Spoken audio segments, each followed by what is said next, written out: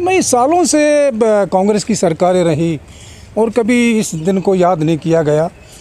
पहली बार शायद ये हम उसको जो बीजेपी की सरकार को, मोदी की सरकार को, अब मेरे ऊपर वो दूसरे सवाल मत करना, क्योंकि पहली बार बीजेपी वालों ने ही, इस सरकार ने संविधान दिवस मनाने की कोशिश की और मनाया, और उसके बाद में हमारे संगठन भी मनाने लगे। पहले ये भी नहीं मनाते थे, हम दो ही मनाते थे, तीन, या तो बुद्ध की जयंती मनाते थे, या बाबा साहब का महापरिनिर्वाण दिवस मनाते थे, या उनकी जन्मदिन मनाते थे 14 अप्रैल वाला।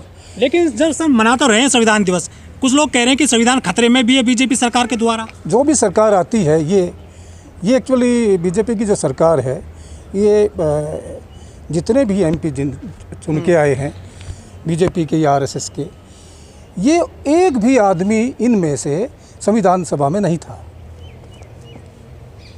और वो जिन्होंने संविधान बनाया आज वो अंदर नहीं हैं, और अगर हैं तो उनकी सुनी नहीं जाती, क्योंकि वो कांग्रेस का बहुमत नहीं है, एक वो प्रतिपक्ष का भी रोल ठीक से नहीं अदा कर पा रही है।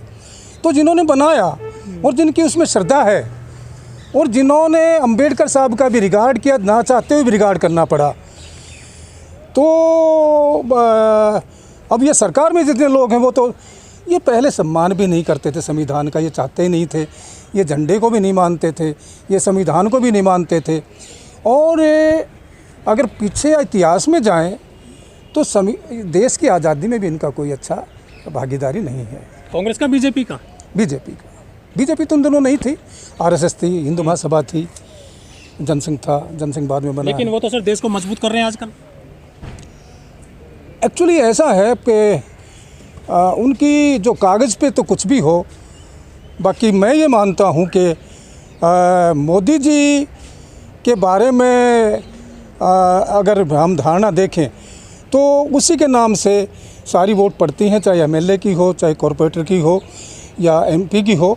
हमारी जो श्रद्धा थी हमारे संविधान निर्माताओं की कि भाई हमारा एक स्टेट भी होगा, एक यूनियन होगा, एक स्टेट लिस्ट होगी जो काम करेगी, एक यूनियन लिस्ट होगी जो काम करेगी, एक ऐसी भी लिस्ट होगी जो दोनों पे काम करेगी।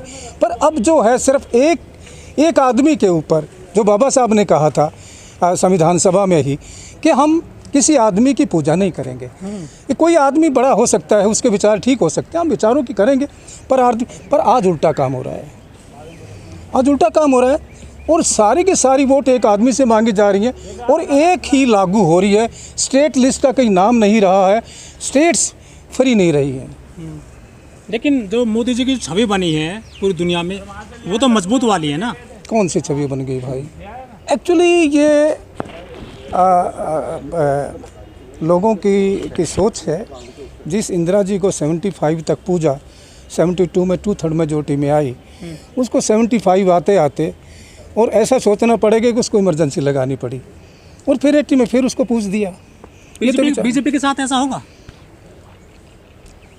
देखो, मैं नेता तो नहीं हूँ, मैंने तो फेडरेशन चलाई है काशीराम जी के साथ, मैं ऑल इंडिया सेक्रेटरी जनरल हूँ, इनकम टैक्स का फेडरेशन चलाता रहा हूँ, मैं IRS रिटायर हुआ हूँ।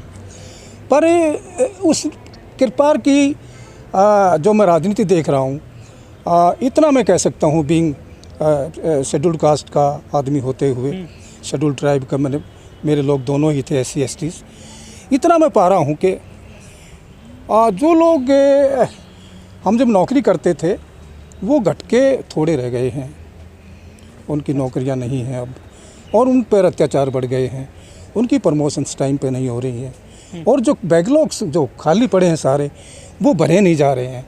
तो मैं तो नौकरी के ऊपर ही बोल सकता हूँ, मैं राजनीति के ऊपर ज़्यादा नहीं बोल लूँगा, क्योंकि मैं। लेकिन सर जो मोदी सरकार है वो नारा देती है सबका साथ, सबका विकास, सबका विश्वास, मजबूत कर रही है देश को सर। पर विश्वास तो कोई नहीं कर रहा। वोट कैसे मिल रहा है फिर उनको? अगर वोट मिल रहा है तो फिर मैं तो फिर गरीब आदमी हूँ, मैं गरीब घर से आया हूँ, तो मैं तो यही कहूँगा, जब लॉकडाउन चल रहा था, जो रेल के नीचे कट के मर गए, जो भूखे प्यासे मर गए, जो रास्ते में चल के मर गए, उनका तो कुछ किया नहीं, उनको कुछ दिया नहीं है। सर धर्म तो मजबूत कर रहे हैं, वो अनाज भी दे रहे हैं फ्री 5 किलो। देखिए, धर्म से देश नहीं चलता, धर्म से देश चलता होता तो आज पाकिस्तान की वो हालत नहीं होती, आज वो नेपाल की हालत नहीं होती। धर्म से नहीं चलता, देश चलता संविधान से। और संविधान को अगर मानते हो तो उस पर चलो। अब कांग्रेस जो है, अब कांग्रेस का क्या हाल हुआ है? यात्रा कर रहे हैं राहुल साहब, बाहर जोड़ रहे हैं। मेरी बात सुनो। इतना समय मिला कांग्रेस को, इतना समय मिला। कांग्रेस बोलती नहीं थी, ये बोल के करते हैं। कागज़ पे वो भी वही रहती थी। आज जो वोट था कांग्रेस के पास सवर्ण का, पहले नंबर वाले का, वो कहाँ है आज? वो सारा बीजेपी में है। कि किसको ज़्यादा डेंट करेगी? 2011 में आपने देखा होगा, पर यहाँ पर रामलीला मैदान में जब ये चल रहा था, वो टोपी वाला महाराष्ट्र वाला अब तो नहीं है, अन्ना हजारे नहीं है। और जो लोग इनके साथ थे, अच्छे अच्छे जो लोग थे, प्रशांत भूषण था या पत्रकार थे या और कई लोग थे, वो सब छोड़ के चले गए हैं।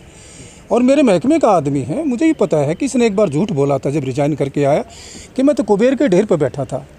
उस डिपार्टमेंट में एक इंस्पेक्टर 1 करोड़ रुपए एक साल में कमाता है। तो भाई 36 साल तो मैं भी नौकरी करके आ गया, कम से कम 36 करोड़ तो मेरे पास भी होने चाहिए। तो मैं तो इंस्पेक्टर भी रहा, ITO भी रहा, कमिश्नर भी रहा। पर मेन बात यह है कि इसकी बीवी काम करती थी और इसको राजनीति करने का चाव है। ये RSS का आदमी है, ये पक्का भरा पड़ा है। जब कांग्रेस थी पावर में तो बीजेपी नहीं होती थी, पर कभी कभी बीजेपी भी आई है तो कांग्रेस के उससे हटा के आई है।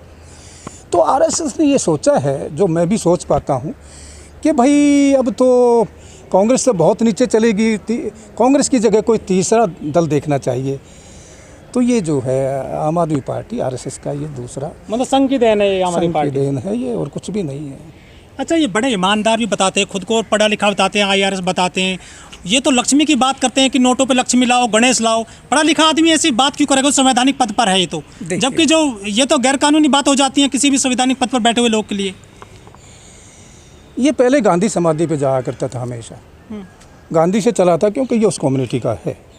इसने देखा कि गांधी जी सारी उम्र तो जेलों में रहे हैं या एजिटेशन करते रहे हैं, और एक धोती में लपेट के उसको भेज दिया घर पे, समझे? उसको कुछ मिला नहीं, राजनीति इतना उसने काम किया और कुछ नहीं मिला।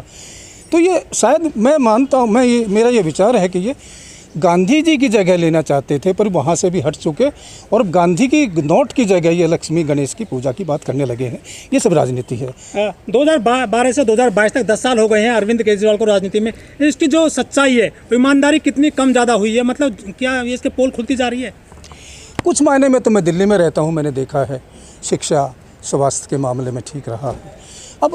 अब इसके हाथ में करप्शन के लिए आया था, करप्शन हटाने के लिए पड़े। सर, शिक्षा के बारे में देखा है या फिर सुना है? शिक्षा को मैं देख रहा हूँ, क्योंकि अभी बैठे थे, क्या नाम अपना, जय भगवान जाटव जी, इनके पास सारे डिपार्टमेंट्स की मोटी मोटी फाइलें, ऑफिस चलाते हैं वो। तो एक फ़ाइल उन्होंने मुझे दी थी शायद 2013 में या 14 में, जब मैं रिटायर हुआ, कि आप इसको देखो। तो उसमें जो हमने लिखा था, भाई एक ही बात नहीं हो पाई है कि जो टीचर सरकारी स्कूल में लगे, हाई स्कूल में या सीनियर सेकेंडरी स्कूल में जो टीचर अपॉइंटमेंट हो, उनके बच्चे यहीं पढ़ने चाहिए, स्कूल में ही पढ़ने चाहिए।